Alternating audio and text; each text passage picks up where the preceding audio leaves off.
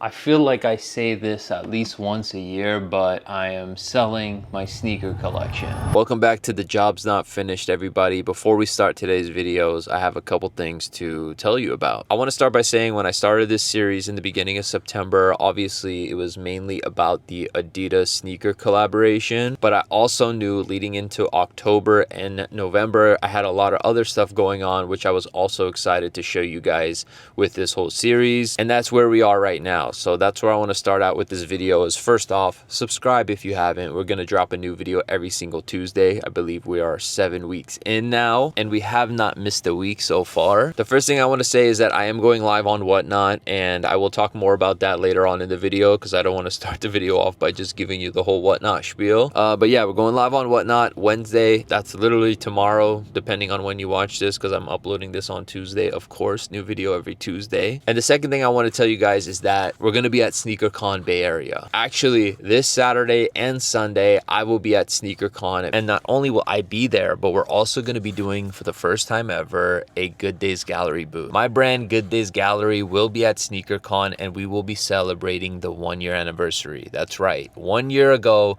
we launched my brand, Good Days Gallery. We're actually going to be dropping 2 shirt designs. These are the shirts that I originally launched the brand with. So we're bringing them back with 2 new versions that I've never released before. And of course, since we're in the Bay Area, that's where all the homies live. That's where the OG crew lives. So they're going to be with me as well. So come hang out with the whole crew. And the third announcement is technically one that I already announced last week. And it is that my collection with lids is dropping ComplexCon weekend. It's my second collection with lids, and it is the Sneakerhead pack. And we're going to be launching it on Friday. We're going to be doing it the day before ComplexCon because we don't want to have the release during ComplexCon because literally everyone's going to be at ComplexCon, including myself. We're going to be having it Friday night. So we're going to have an event where you can come grab the hats, you can come hang out, and you could shop the collection. We're going to have DJ, finger foods. It's going to be a super dope experience at the Lid store on the strip. So yeah, SneakerCon this weekend, ComplexCon the weekend after that. Those are both going to be crazy episodes for the vlog series. So I'm super excited to film that and upload those videos when the time comes. But yeah, we're here. We're in downtown LA actually right now because I have a meeting to go to.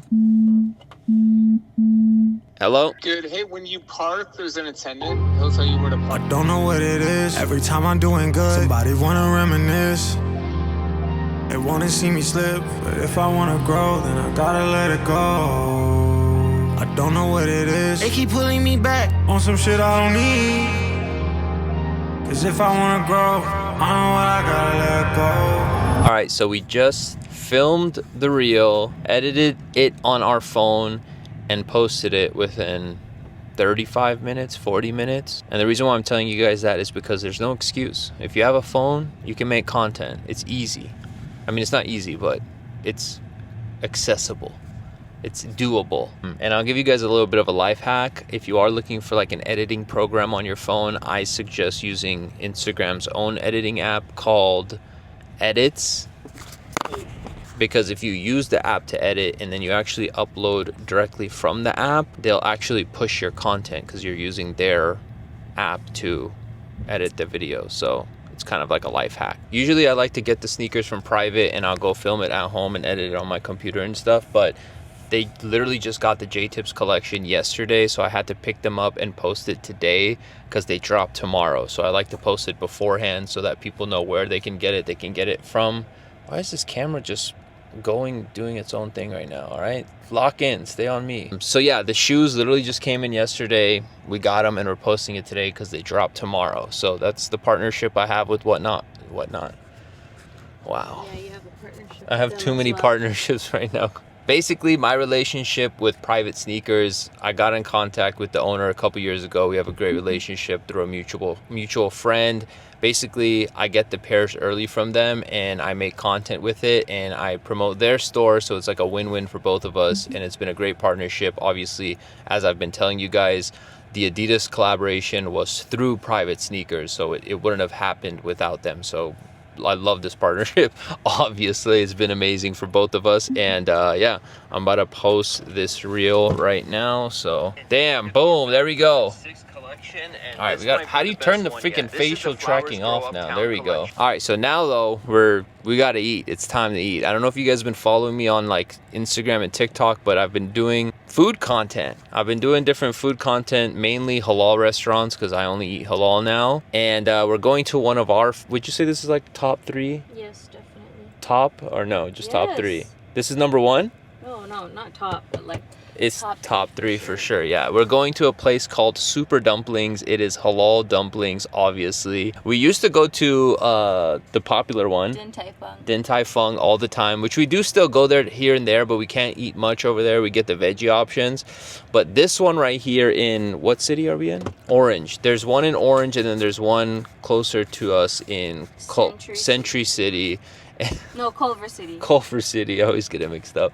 But this one, since we're in the area, we popped into here and it's halal. So we can eat the chicken, we can eat the beef, we can eat everything. Hey, if there's any halal restaurants in Southern California and y'all want me to pull up to make a reel, let me know, we'll make it happen. They like every breath I take, they be studying the tape. They don't know what it takes, so I'm turning up the stakes. I'm not looking at the price, they ain't looking in my face. Turn me into public enemy, for enemies I pray. They don't wanna see me fly, they don't like it when I try. I feel like I say this at least once a year, but I am selling my sneaker collection.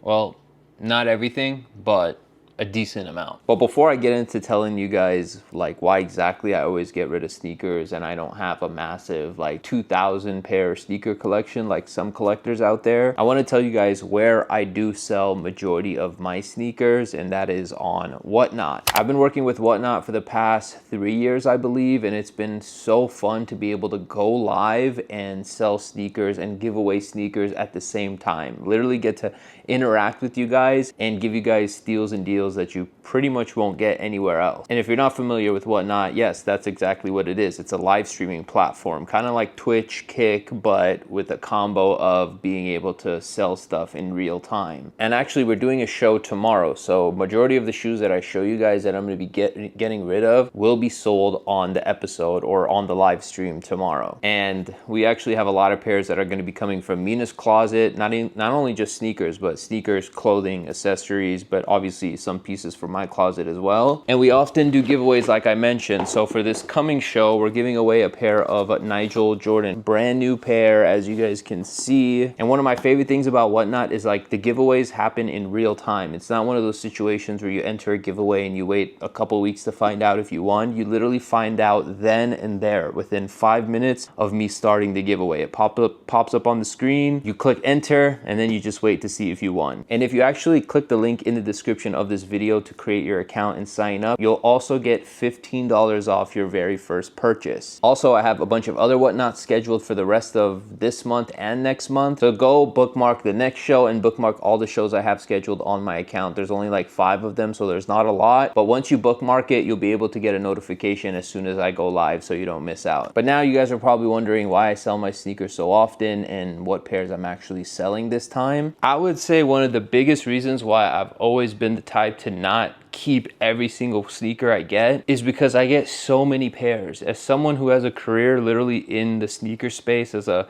content creator, I'm always getting pairs that I'm buying, pairs that I get from the company. So it doesn't really make sense for me to own every single pair. Like obviously I have certain pairs that will never leave my collection. For example, let me find one right now. Probably the Fragment Travis Scott's. Like this sneaker will never leave my collection. Or even like the OG Travis Scott's or like my Yeezy 2s. Like sneakers like that will forever be in my collection. There's obviously going to be pairs that I have attachments to that I just could never see myself getting rid of. But then there's certain pairs where like I'll pick it up and yes, I might love the sneaker and I could see myself wearing it for the time being, but I just don't need it in my collection long term. Like this one up here actually. This is actually a great example because I really like this shoe, but I cannot remember the last time I wore it. The Shattered Backboard 2.0. It's a great shoe and I do like it a lot, but I just don't wear it. So it's kind of pointless to let it just sit here when there's so many other sneakers that I would,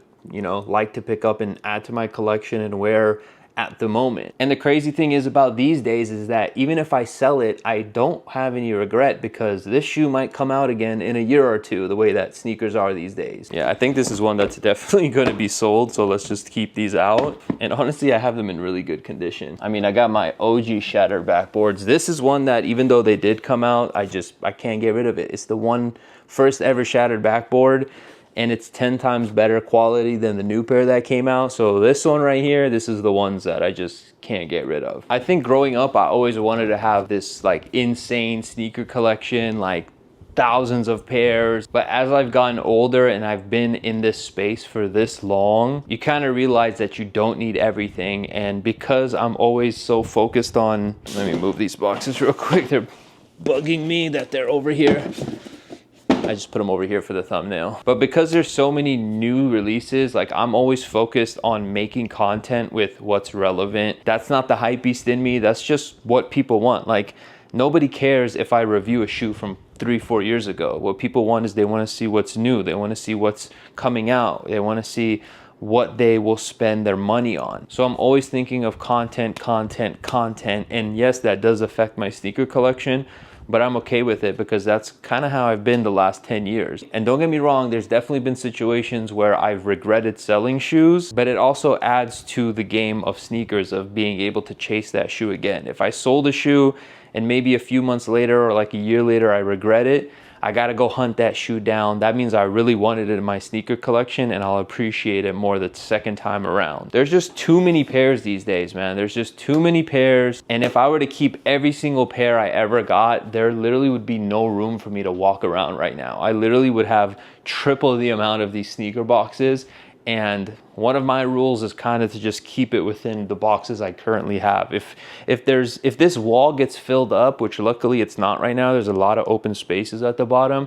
But if this wall does get filled up, which it has a couple times, then I know I got to get rid of stuff because there's new pairs coming out. There's stuff in the wall that I don't wear at all. So it's time to move on from certain pairs, get rid of them so that I could get the new stuff. But yeah, I mean, like I said, there's just some pairs that I can get rid of, and then there's certain pairs where I'm okay with getting rid of. And here's another example of a crazy pair that I literally will always love and keep in my collection, the off-white Euros. But now they're saying that they're coming back out without the off-white branding. It's gonna say VAA for Nike, not off-white for Nike. So yeah, as much as I love this shoe, it's not leaving my collection, but like anything can retro now. Nothing is safe. I used to be like super, like there were certain pairs where like I'll never get rid of this, but now it's like I can be okay with getting rid of it because I know eventually they're gonna bring it back out. So this isn't one of those pairs though. I'm keeping this just because I love this shoe so much, and it is a promo sample, and me and Mina both have these, so this will never leave my collection. But it's just another good example, kind of like the shattered backboards. I do need to wear those soon before they come back out. Maybe I'll wear these to SneakerCon this weekend. Ooh, maybe ComplexCon. This could be a good ComplexCon shoe too before everybody has them again. And just this last week, I got 6 new pairs of shoes. If I'm getting 6 pairs of shoes per week, bro, there's no room for it. That's why I gotta get rid of shoes. So I know people, when I do make these videos, people are like, I don't know, I do get called out. They're like, oh, you're not a real sneakerhead. Like I used to be the type where I would like just want a shoe just to say I have it, but those days are behind me. I know which shoes I love and I'll never get rid of, and then I know which shoes just don't belong in my collection anymore. This is another one where I want to get rid of it, but it's just not going for anything, so I'm gonna lose so much money. When I bought this shoe, I bought it for, I want to say $1,600. It was the limited number pair. So as you guys can see, 346 out of 500. There's only 501 pairs. And then Jordan decided to bring this back as a GR for women. And now these things are absolutely cooked. It's not about the value of the shoe. I want to make that clear. It's not about the value of the shoe that makes me like the shoe or not.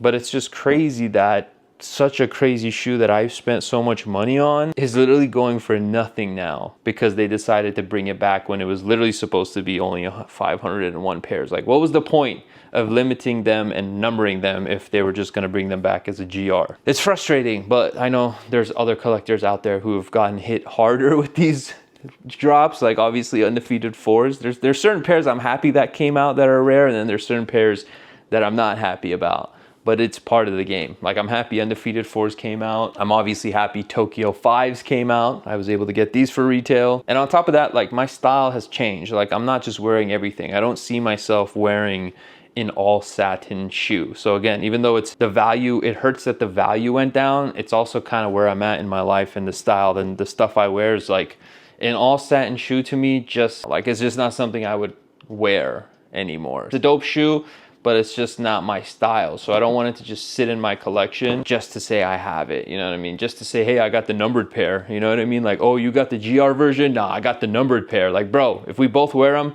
nobody's gonna know the difference.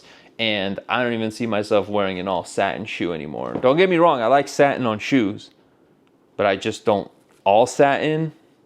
It's just not it anymore. When you do get rid of shoes, you gotta put them on one more time just to see if you get that feeling, you know what I'm saying? If you get that feeling, you gotta put them back in the collection. But bread loaves with the big swoosh. Damn, this is like, I'm 50-50 on this one right here. Breads or Royals, I'm 50-50. I'm gonna put both of these to the side. And then this one, I bought these. I really like these, but I don't know, I'm low-key thinking to get rid of them. Caitlin Clark's. I've just been seeing too many people wear these on court. I like my sneakers to stand out on court. If I'm not playing good, at least I'll look good. And these are still rare compared to other Kobe's, but I haven't worn them yet. They're still dead stock, and they go for a good amount. They go for more than I paid. I paid like $350. They go for like $4 now. But yeah, let me know. Y'all think I should get rid of the Caitlin Clark's? All right, so I was literally digging through these boxes here and organizing everything, and I came across my Red Octobers. I actually found the original receipt. Look at this, bro. Obviously, we know what the retail price was if you hit, but it's just crazy to see. $245. Shipping was 15 bucks, but obviously, I don't think they